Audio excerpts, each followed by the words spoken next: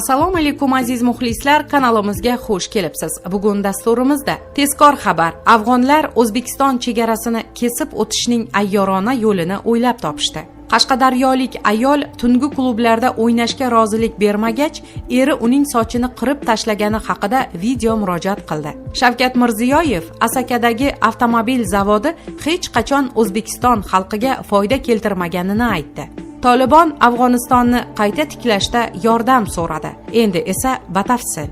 Qashqadaryo viloyatining Qarshi shahrida yashovchi Marjona Rozmonova eri tomonidan tahqirlanganini, tungi klublarda o'ynashga rozilik bermagach, eri uning sochini qirib tashlaganini aytib video murojaat yo'lladi. Birozdan so'ng esa xato qilganini aytib, xalqdan uzr so'radi. Daryo muxbiri voqealar tafsilotini o'rganishga harakat qildi. 2019-yil 17-aprel kuni Rustam Usmonov ismli fuqaroga turmushga chiqqandim. Erim turmushimiz davomida menga ko'p zulm o'tkazgan, ammo hech qayerga murojaat qilmaganman. Oqibatda mana shunday ahvolda qoldim. U meni tahqirlab ustimdan kuldi.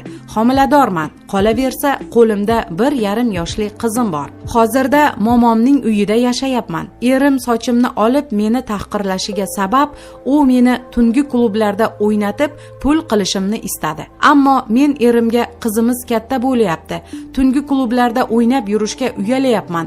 Sog'lig'im ham javob bermayapti. Homiladorligim sabab toksikoz ham bo'layapman deb tushuntirdim. Lekin u tungi klublarga bormasang, bunaqa ishni qilmasang, senga go'zallik nima kerak, soch nima kerak deb sochimni olib tashladi. Hatto pichoq tiradi, deydi video chiqishining sababi haqida gapirgan Marjona Rozmonova. Tahqirlanganini aytgan ayol biroz o'tib xato qilganini, yoshlik qilib turmush o'rtog'iga tuhmat qilganini aytib, dastlabki chiqishini rad etgan. Men yoshlik qilib kimlarningdir gapiga kirib shunday video murojaat qildim, ammo xato qilganimni angladim, deydi dastlabki chiqishini rad etgan ayol. Aniqlanishicha, ayolning dastlabki video murojaatidan so'ng uning turmush o'rtog'i Qarshi shahar ichki ishlar boshqarmasiga chaqirilgan. Tahqirlanganini aytgan ayol Daryo muxbirining balki turmush o'rtog'ingiz javobgarlikdan qutulib qolishi uchun bor haqiqatdan tonayotgandirsiz. Aslida tahqirlanganingiz rostdir deya bergan savoliga, aslida erim meni avvalgi yengil-yelpi hayotimdan qaytarishga uringani uchun shunday qildi. Men esa unga shu yo'l bilan ko'rsatib qo'yishni istadim va xato qilganimni bildim, deya javob berdi. Marjona Rozmonovaning turmush o'rtog'iga ko'ra, xotini turmushidan avval tungi klublarda ishlagan. Ularning tanishishi ham tungi klublarda bo'lgan. Xotini menga turmushga chiqishdan avval tungi klublarda o'yinchilik qilgan. Bizning tanishishimiz ham tungi klublarda bo'lgan. To'ydan keyin ham u o'sha hayotini qumsadi. Tungi klublarda o'yin kulgu qilib yurishni istadi. Men buni rad etdim. Ammo qanaqadir bahonalar topib, tungi klublarga borib kelishni odat qildi. So'ngra imkonsizlik sabab ruxsat berdim. Ammo faqat o'zimizning restoranda raqsga tushasan deya talab qo'ydim. U esa bunga ko'nmadi. Shunda u bilan kelishib sochini olib tashlashimni, shunday qilsam bu ishni yig'ishtirishini aytdim. U ham rozi bo'ldi.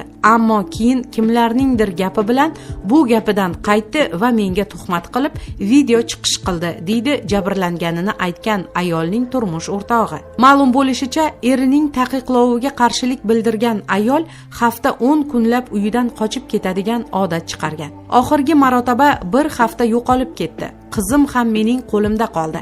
Juda ham qiynaldik.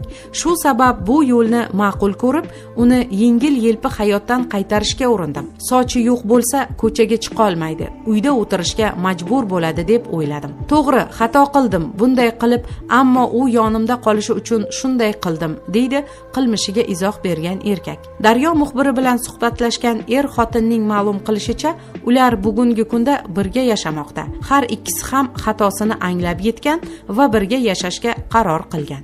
Afg'oniston fuqarolari O'zbekiston hududidan 3-davlatga uchish uchun avia chipta sotib olib, undan chegarani kesib o'tishda foydalanmoqda, deya xabar beradi Sputnik. Ma'lum qilinishicha, ushbu chiptalardan afg'onlarning barchasi ham foydalanmayapti. Nashr manbasining so'zlariga ko'ra, xarid qilingan chiptalarning aksariyati aviakassiyaga qaytarilmoqda va chegarani kesib o'tgan afg'onlar O'zbekiston hududida, asosan Termizda qolmoqda. Chegarani kesib o'tishning bu kabi ayyorona mexanizmi ko'paydi. Prognozlarga ko'ra, yangi qochoqlar oqimi ortadi. Chunki Tolibonning va'dasiga qaramay, ularning siyosati va ideologiyasi barchaga ham ma'qul emas, deyiladi xabarda. Avvalroq O'zbekiston Afg'oniston chegarasidagi nazorat o'tkazish punktlari qayta ishga tushgach, mazkur yo'nalish bo'yicha qatnayotgan avtomobillar soni ortgani, afg'onlar O'zbekiston hududiga baklashkalardan yasalgan sollar yordamida suzib o'tayotgani to'g'risida xabar berilgandi. Eslatib o'tamiz, 15-avgust kuni Tolibon Afg'onistonning butun hududini o'z nazorati ostiga olganini e'lon qilganidan keyin ko'plab afg'onistonliklar mamlakatni tark eta boshladi. Prezident Shavkat Mirziyoyev 20-avgust tadbirkorlar bilan ochiq muloqot chog'ida Asakadagi General Motors avtomobil zavodi faoliyati haqida gapirdi. O'z navbatida davlat rahbari avtomobil zavodi avval 35% zarar bilan ishlaganini, xarajatlarning 35-40% davlat hisobidan amalga oshirilganini ta'kidladi. Biror marta mahsulotini foyda bilan ishlab chiqarmagan. Agar hozirgidek raqobat bo'lib, zavodni keng okeanga qo'yib yuborganimizda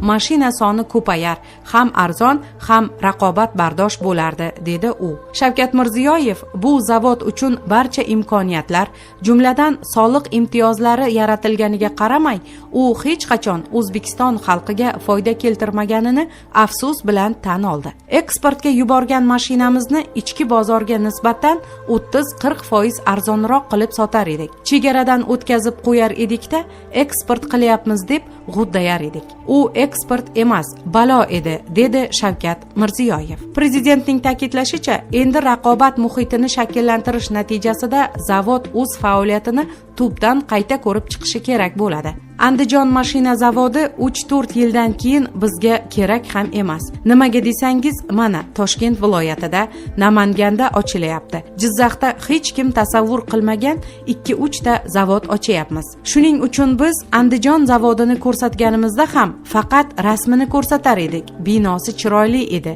ichi iqtisodiyoti ma'qul emas edi, dedi davlat rahbari. Tolibon harakatining Qatardagi siyosiy idorasi vakili Muhammad Suhayl Shohin chet mamlakatlarga Afg'onistonni tiklashda va uning tabiiy resurslarini qazib olishda qatnashishni taklif qildi. Uning so'zlariga ko'ra, bu taklif barcha mamlakatlarga tegishli. Biz endigina urush va vayronagarchiliklar bosqichidan chiqib, yangi davrga kirdik. Bunda Afg'oniston xalqiga boshqa mamlakatlarning yordami zarur bo'ladi.